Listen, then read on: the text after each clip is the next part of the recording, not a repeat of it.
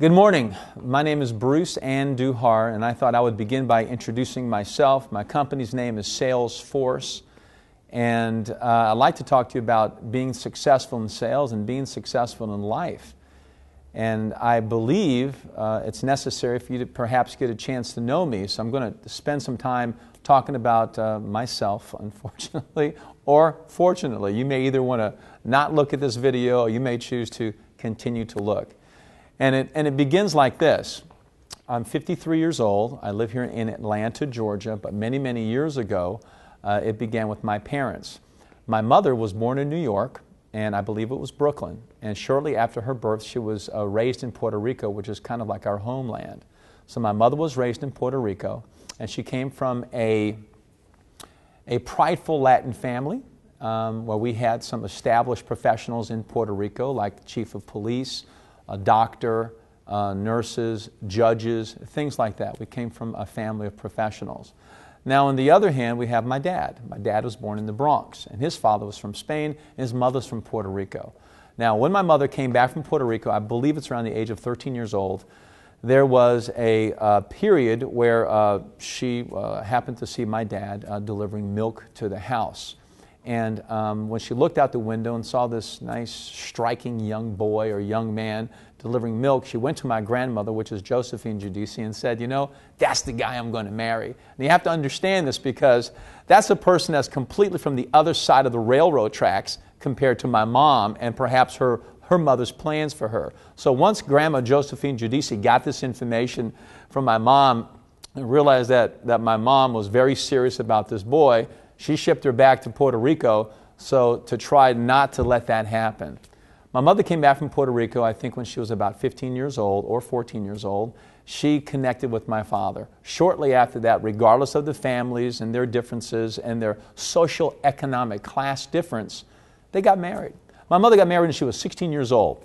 Now, if you get married when you're 16 years old here in our society now, normally it's for usually one reason, and that's because you're pregnant. That was not the case. These are people that, like my mother and my father, they couldn't keep their hands off of each other. They wanted each other bad. They did it the right way.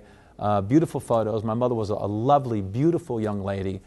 She looked like a cross between Natalie Wood and Elizabeth Taylor, or Natalie Portman and Marissa Tomei. Just a really lovely lady. My father was very handsome as well. Unfortunately, I didn't get any of those looks, but we'll move on. When they got married, they lived in New York for a short while, then moved to Miami Beach, Florida.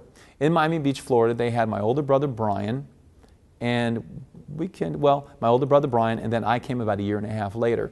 Shortly after I was born, my father left my mother alone and just kind of abandoned her and disappeared.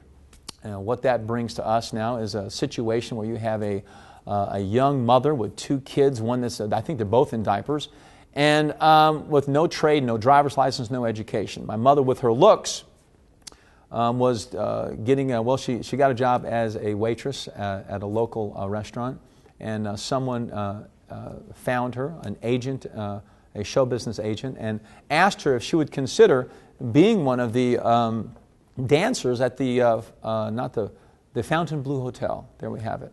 And my mother took that as a compliment, and she loves to dance. And so she was trained to become a flamenco dancer at the Fontainebleau Hotel. So we kind of were in show business for a short while. And so what that means is great things. My mother was a showgirl at the Fontainebleau Hotel, and then stop, pause, we have somebody that's here. Oh, the door is open. Anyway, at the Fontainebleau Hotel, and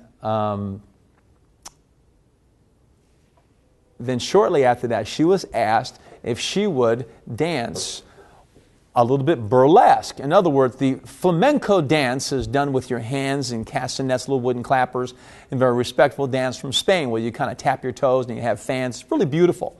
But when show business there was a demand for burlesque, my mother was asked to be a little bit more skimpy at that time, and she said she didn't want to do that. So in Miami Beach, she was actually blackballed or blacklisted from then working at any shows or any of the nightclubs there where the entertainment was like that. So my mother again was unemployed. Shortly after that, my mother heard about New Orleans, and then she went to New Orleans when I was an infant. In New Orleans, my mother was a flamenco dancer under the stage name of Monica Favor. And my older brother, Brian, and I lived there for the first 7 years of our life. We lived in a purple house. We had purple furniture, had purple walls. My mother's favorite color was purple. And we were driven to school by a couple of adopted uncles. There was an Uncle Rocky, and Uncle Louie. And we went to school with three-piece suits, little hats. I think a pretty decent, privileged life. My mother did travel to Lake Tahoe, to Las Vegas, to California, to Chicago, where she performed, and we were taken care of by nannies and housekeepers. In the summertime, we would also be shipped down to Miami Beach, Florida, to stay with my grandparents, which was really awesome in Miami. Well, at the age of 7 years old, I met my dad. I met my father, and I can remember being a little guy. I looked up and I said, "Oh, so who are you?" He says, "Well, I'm your father." And I remember that vividly because he was so tall. It's because I was so small. So at the age of 7, my father came back into our life, and we left this interesting lifestyle of show business, and we were moved to a trailer park in Daleville, Alabama, which is a little bit of a distance from Fort Rucker. My father was in the military, and he had been in Japan this entire time. So here we go from a little bit of a contrast in economics. We left, from what I understand my mother says, we left $2,000 a month and income to a $200 a month income living in a trailer park outside of Fort Rucker. That was a little bit of a contrast. I remember my parents arguing a lot as a kid. I knew my father from the age of 7 years old to 11 years old. And during that time period, we had 2 more brothers, Blake and Brent.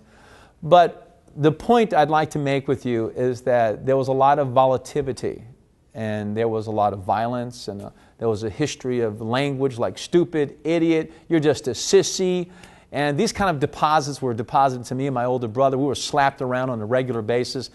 And it was not uncommon for us to have to contact the military police to have my father actually pulled up off of my mom when I was a kid. You know, and you think about that, because I know you have a lot of those kind of stories too, you know, about our lives and how, you know, we were not in control of them when we were young. Well, by the time we were 11, my parents were wanting to be divorced. And my father was sent, actually we moved first, let me get this, we moved to a place called Columbus, Georgia, which is outside of Fort Benning. And when we got there, my father was shipped to Vietnam in 1969, and I was 11 years old. During that time period, the relationship was so bad, and now we have four boys, and my mom, when he left, he wasn't supporting us. And I can recall going to, well, actually we moved not just from the neighborhood house, but now we moved to the projects in a place called Baker Village. And in Baker Village, you have the dirt lawn, you have the clothesline in the backyard, you have no air conditioning, no heat, and you have these little friends that are called little cucarachas in your life as part of your lifestyle. Talk about a fall from grace. Here we were as young children living in New Orleans in show business, and now we're living in the projects. And I remember standing in a line getting food, asking my mom, well, what are we doing here? She says, well, we're waiting for some free commodities. I said, really? And I asked my mom, I said, what's that? And she says, well, this is boxed cheese. It's whole cooked chicken inside of a can with a white label. It's powdered milk and powdered eggs, and it's things that are like that. And I said, Mom, are we poor? You know, and she says to me, son, the difference between being poor and being broke is that broke is temporary, but poor, well, that's a state of mind. We've never been poor. That's always stuck with me for my entire life. I recall being 11 years old, living in the projects. You know, you never forget that clothesline. When you're running around the backyard, you only have to be clotheslined once, I would think, before you recognize, I don't need to be running in the backyard after dark when I'm playing tag. So that was a vivid memory. So that was a very interesting lifestyle in Columbus, Georgia in the late 60s. Well, during that time period, there was also a lot of racism going on, blacks, whites fighting, and things like that. I come from a very ethnic Spanish background. My mother's from Puerto Rico, so we lived a very kind of a cultured Hispanic life. Now, I don't speak Spanish, but she does, and all of my kids do. I'm trying to make up for the fact that I don't. Anyway, while we're in the project, my father was killed in action, and his name is Charles Manuel Andujar, and God bless him. And I tip my hat to him and the service he did for our country. Now, I'll tell you, I was scared to death of my dad. You know, he was a pretty violent, tough guy. I didn't really get to know him that well, so we never really bonded. But shortly after he passed away, you know, the chaplain comes to a little project house, and he gives us, you know, the flag and $10,000, and we go and move to suburbia. We moved to South Columbus. I remember moving into the house, and now we have 3 bedrooms. We have grass in the front lawn. We have HVAC. I was thrilled. I said, man, have we arrived or have we arrived? This is awesome. My mom bought an Opel Kadett Buick station wagon, a Buick Opel Kadett station wagon, and she got a job on the military base as a hostess. Again, beautiful, and getting that kind of occupation was easy for her. So, for the next 2 years, we lived in Columbus, Georgia. We would take care of our younger brothers. My mother would go and work in the evening and come home at night. Well, one night, my brother and I, as we were waiting up for her, realized that Mom is not making it her normal time. We made a pot of coffee. By the time 7 o'clock in the morning came around, Mom was still not there. We were worried. The police came to the front door. They knocked on the door and they asked to speak to the oldest brother, and that was Brian. And they said my mother had been in a car accident and she may not live, and that we had to go to the Martin Army Hospital just to have a family member there just in the event that she passed away. So, we were crushed. Mom did not die, by the way. However, she was injured horribly. She was in a single car accident. She broke both arms, she broke both legs, she crushed her voice box, broke 7 to 8 ribs, and really smashed the right side of her brain and paralyzed the left side of her body. She acquired epilepsy through this process. And the State Department did not really know what to do with us at that time. We went into foster homes and were divided. We were told to tell my mother that we were together because the doctor said the only thing that's keeping your mother alive is the fact that she has you children to look forward to and that responsibility. So please don't break her heart and let her know that you're separated. Well, after 5 or 6 months, our counselors were trying to get us together and have us come together as a family. My mother had reached the state of her rehabilitation. And I don't know if you've ever known anyone that's ever had brain damage before, but my mother had severe brain damage and the motor skills weren't functioning. She couldn't walk, she couldn't talk, she couldn't feed herself. She had to learn these things all over again. We were young, we were 13 years old. The counselors came to us and said, look, we have an idea to bring your family together. We thought that perhaps you 2 older boys could help rehabilitate your mom and learn how to do physical therapy with her to help her get her skills back so she can begin running this house again. Will you take some time off of school? Will you sacrifice your time so we can all get all the brothers together and help your mother and run the household? We said yes. Well, you have to understand, I'm 13 years old. I'm trying to grow a little bit of a mustache. Brian's 14 or 15. And we're like teenagers. We're like hormonal. And we're having to, bathe my mom and, do her hair and cook for the kids and do the dishes. And we all have these life stories. Well, the story's not about me. This story is really about my mother. And I often call it a little bit of a lesson in effort and persistence. And probably a whole lot of faith, too. Shortly after my mom came back home, and we worked with her, and she grew and got better, and she's a very prideful lady. She didn't want her 2 sons to be there having to, compromise their young adolescence to actually nurse her. So there was a lot of tough times for her.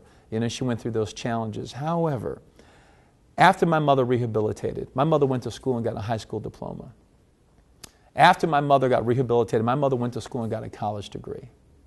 After my mother went through all of that, my mother put 2 of my younger brothers through private school in Columbus, Georgia, based on determination and effort. I tell this story because I think that we all have a story to tell. And what I learned from a very young age was that I've never been poor, broke is temporary. If you want something bad enough, you can get it if you're determined and have a great deal of effort. Now, during this time period of our life and me doing so many things, by the time Mom was rehabilitated, I was approaching the age of 15. From 15 to 18 years old, I was just unmanageable in the Southeast. I wasn't very fond of what was happening in the Southeast. My mother came from a tough part of Brooklyn. My father was a tough guy in the Bronx. We weren't fitting in the school. There was a lot of just conservative Caucasian fellows, and there were some black people or African American. I'm not trying to be politically accurate. We're trying to be correct. And then it was us. We were ethnic. We were Puerto Rican, so we kind of stuck out. Well, the football players didn't like us. The basketball players didn't like us, and it was not uncommon. We wanted to go out with the girls, and we'd ask the girls out, and we were faced with some social conflicts. You know, there were guys at young ages wanting to test out their testosterone. We were taught to fight as a young kid. Between the ages of 15 to 18 years old, my nose was broken 5 times. I've been pistol whipped once with a .357, and I was knifed twice. I remember being a young guy saying to myself, man, if I stay in this environment, if I stay here, there's no way I can ever become anything. So I left. And I went from here. My mother contacted a girlfriend that used to take care of us when we lived in New Orleans, and she lived in Los Angeles. So I went with a friend of mine, and I made it all the way to L.A. She called up her friend Mimi to have her daughter pick me up on the corner of Hollywood and Vine. Yeah, such a safer environment, right? No way, Jose. But there I was, 18 years old, waiting to be picked up. Here comes a 1969 Mustang with a girl in it that looks like Marissa Tomei. And she says, are you Bruce? And I said, well, I'm anything for you. And she picks me up. I have my backpack. I have a guitar. I jump in the vehicle, and we go to San Fernando Valley. In the San Fernando Valley, I lived in their house. Her husband was a cinematographer for a short while, got a job, and I started college. Granted, I didn't have a high school diploma at all. I don't know how I got into college. I just did. I studied in college for 2 years in the San Fernando Valley. Then I discovered something in Los Angeles. I discovered something called Beverly Hills and Hollywood. Woohoo! Huge mistake. I worked at fancy restaurants where I learned how to decanter bottles of 1971 Saint-Emilion Red Bordeaux from France. And I learned how to cook tableside steak Diane and pepper steak and how to crumb a table. I also sold clothes at a very expensive men's clothing store in Beverly Hills. We made custom clothing for lots of celebrities, Magic Johnson, Norm Nixon, you know, the things that you do in L.A., okay? It's easy to drop names in L.A. because at that time in my life, I became the king of superficiality, you know? I lived in a one-bedroom apartment. I went to college there in Los Angeles City College again. And during this time period, you know, I had lots of friends and we had lots of fun. And for 5 years of going to college, it felt like I was just majoring in female anatomy and having fun. Well, I had so much fun, I began to feel empty because it was very superficial. I didn't own a BMW. I didn't own the house in Bel Air. I didn't have the house in Santa Monica. My friends' parents did. And there was a time in my life where I really didn't have to pay for a lot of things. Things were paid for me. I was a good-looking young guy, having a lot of fun, and wherever I went, there was a party. Until I found out there was more to life than just partying. I felt like there was something missing in my life. The thing that was missing in my life was some substance, some foundational truth that, am I what I achieve? I only can achieve fun. How substantial is that? I felt pretty empty. I got a phone call from my uncle, John Giudice, and I remember him calling me up, and you have to understand what I looked like at that time period. When he phoned me, I had drawstring pants on, a tie-dyed shirt, puka shells, had a chipped tooth right here, a lot of curly hair, and I was really cool. My Uncle John calls me up and he says, hey, listen, you're my nephew, and you're my godson, I'm your godfather. I'd like to help you in your life. And when someone wants to help someone, they can invite them over to the house for dinner. They can feed them a piece of halibut or red snapper or redfish, feed them some steamed vegetables and wild rice, and you can help them for the evening. Or if we could teach you how to fish for yourself, then you'll have a trade to feed yourself for life.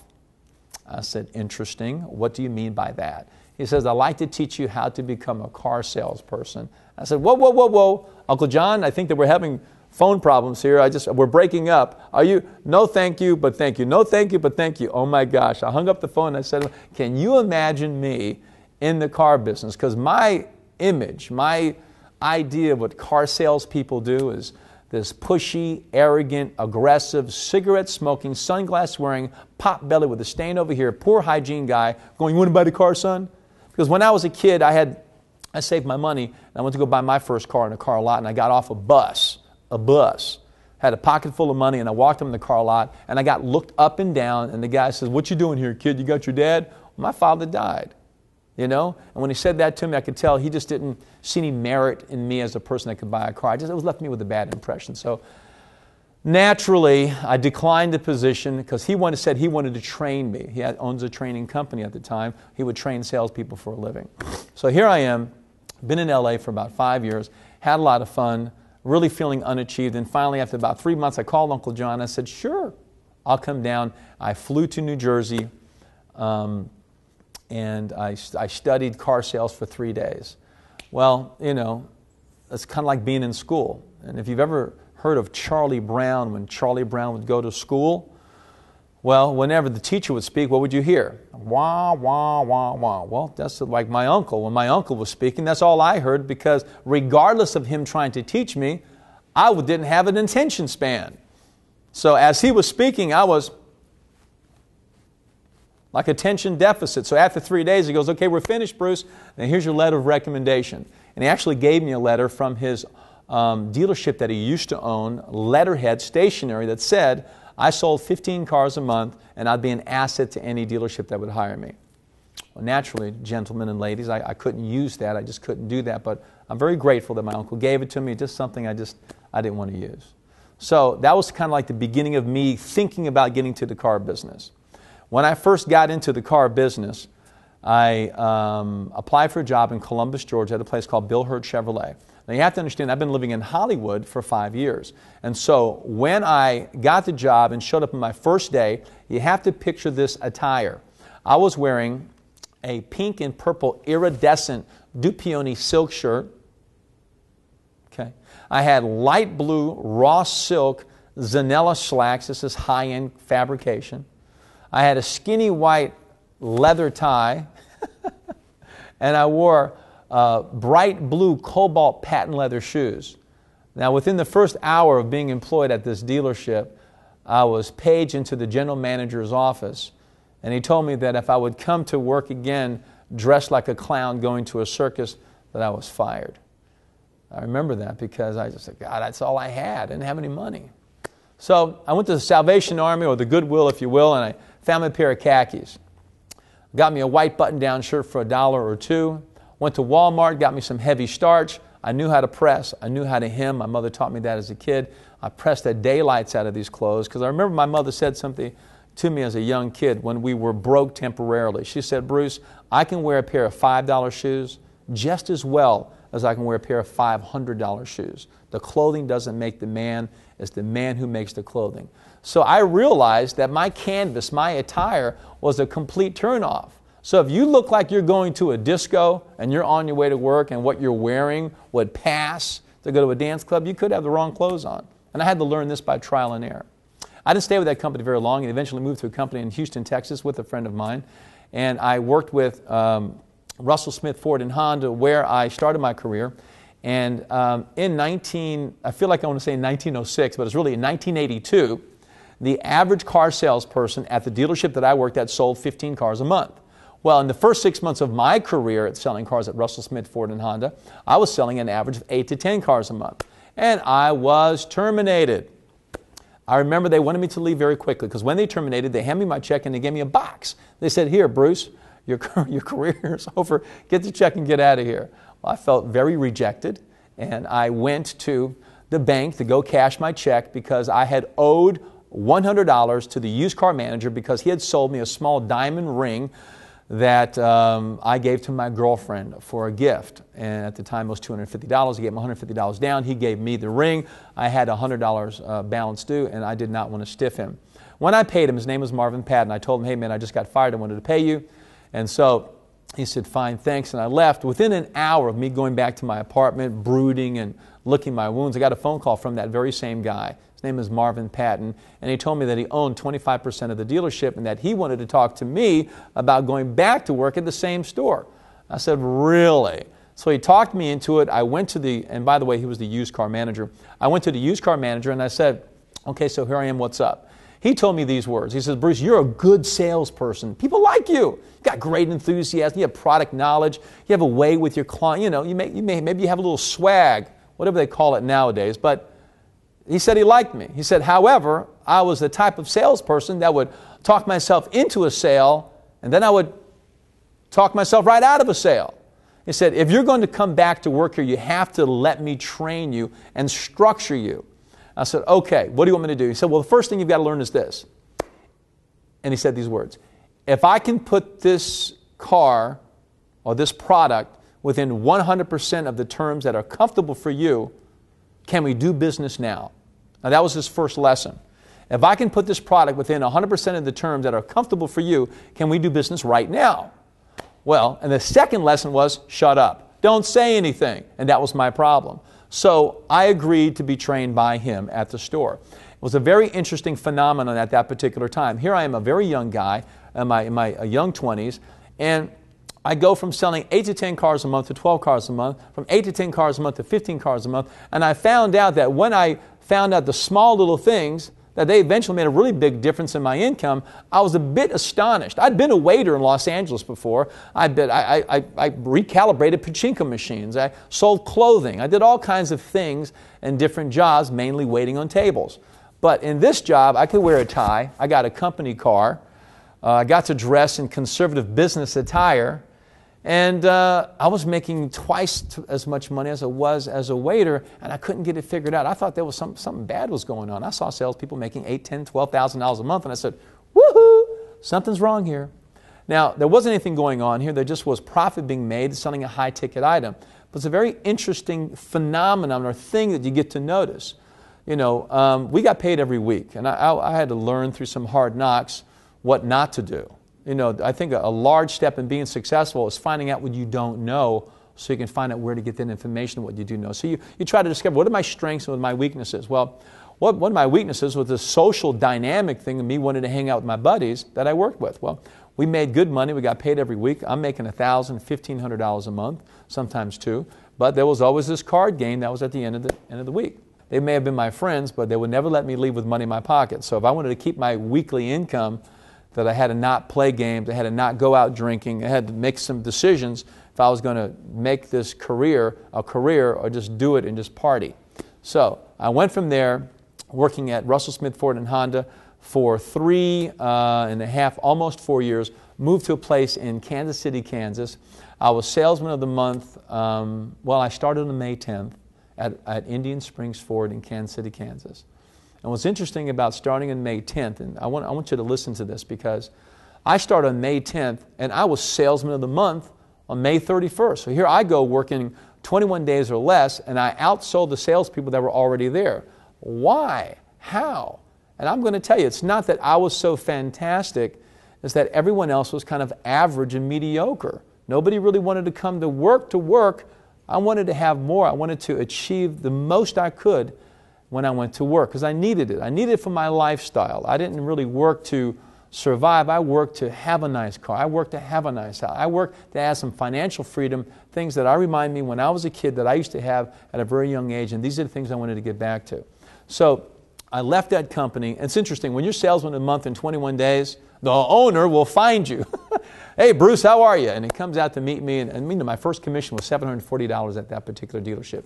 So don't forget your first decent commission at a store.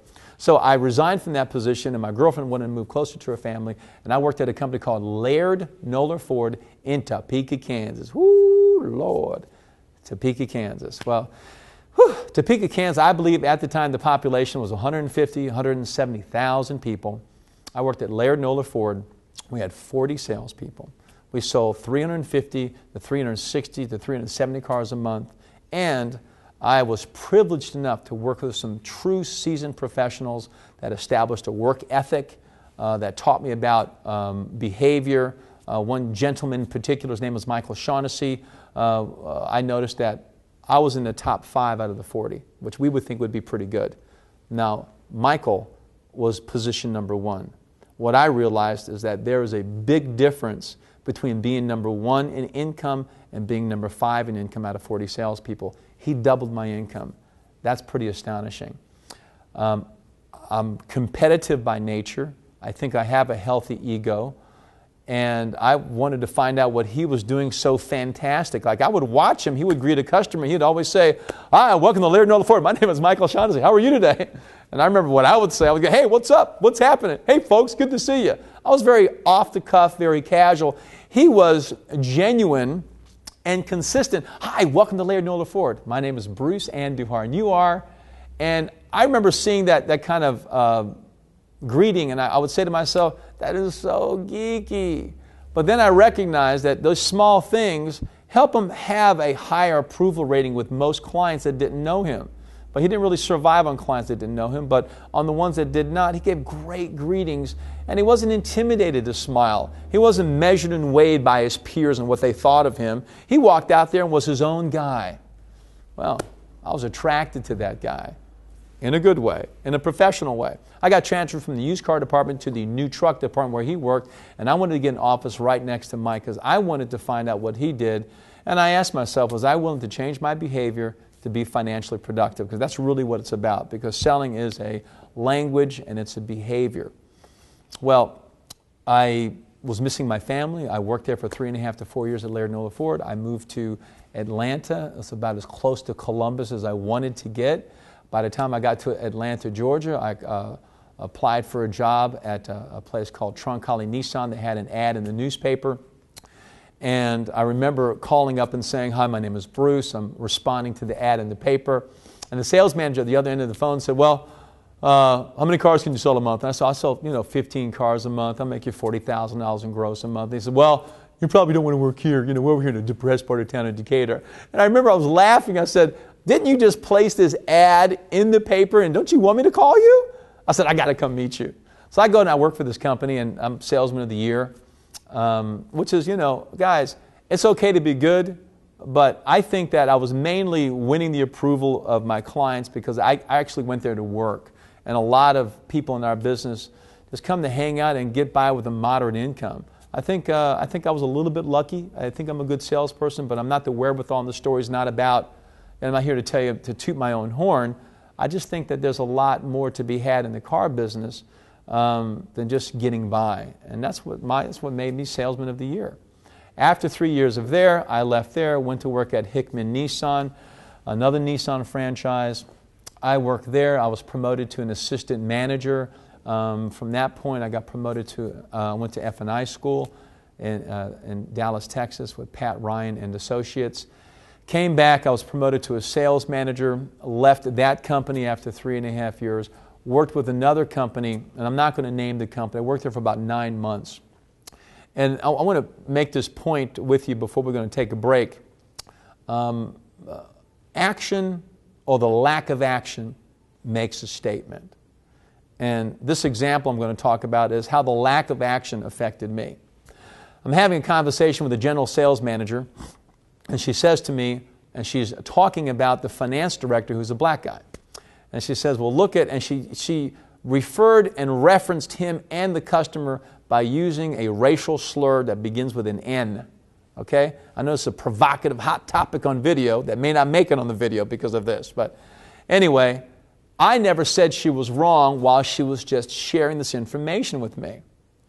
When I got home that night, and I'm a sales manager there, and when I got home that night, I was like sick to my stomach. I explained it to my wife. Do you know why I was sick to my stomach? I was sick to my stomach because action or the lack of action principle applied to me and makes a statement. When I chose not to say something to her that was wrong, I essentially was saying what? That she was right. And that really bothered my core. That bothered my integrity. I went home and I spoke to my wife about it. We've been married for about 2 years, 2.5 years. I had an 8-month-old son, and it's December 21st. I said, Marie, this is what occurred. I really feel like I need to speak to the general manager and tell her this is not the right thing. She says, well, just go tomorrow morning and explain to her how that's not something that you want to be part of, how she doesn't need to speak like that about her management staff or anyone else. So I did. So I was ready with all my finesse and all my poise and my articulation, my people skills, and I was ready to go and talk with the management, her. And so I walked in, I said, hey, I'd like to speak with you. She said, hey, by the way, I'd like to speak with you too. And we sit in her office. She says, you go first. And I did. I said, because I had it all planned out, very poised and finesse. And I said, well, I can't work with you because you're a bigot. I'm sorry. I can't work with you because you're a racist. I said, oh, it just, the truth just came out.